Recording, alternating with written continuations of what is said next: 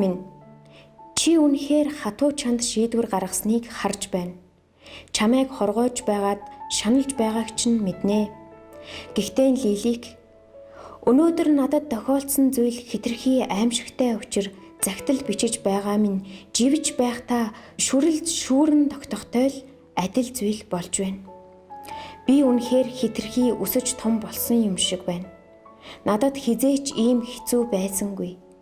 Өмнө нь чамд хөөгдөөдч болтугай уулзна гэж итгэдэг байлаа.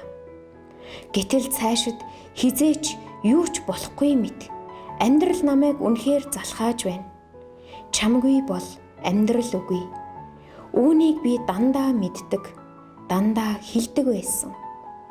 Одоо бол бүх мэдрэхүйгээрээ буй биеэрээ үүнийг ойлгож байна.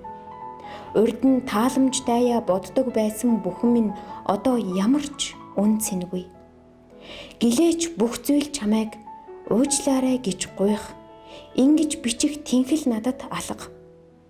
Хэрв чи энэ шийдвэрийг зовон байж, өөртөөгөө тэмцэлдэн байж гаргасан бол сүүлчийн удаа боломж олгох бол чи өөчилж хариу бичнэ. Бүр хариулахгүй байлаач бодол санаа минь зөвхөн чамд л байна. Чамайг 7 жилийн өмнө хайрлсан шигээ одоо ч хайрлаж, чиний хүсэж байсан шиг, чиний хэлж байсан шиг бүхнийг багтах сэтгэлээр хийхийг хүснэ.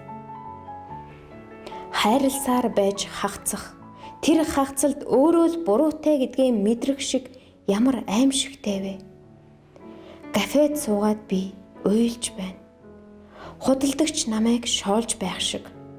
Бүхэл амьдрал минь ийм байна гэж бодхоос ч амар. Чиний тухай бус, өөрийнхөө л тухай бичиж байна. Чи амгалан тайван, хорм хормоор надаас алслан төдөлгүй бүр мартчихна гэж бодно гэдэг үнэхээр аимшигтай.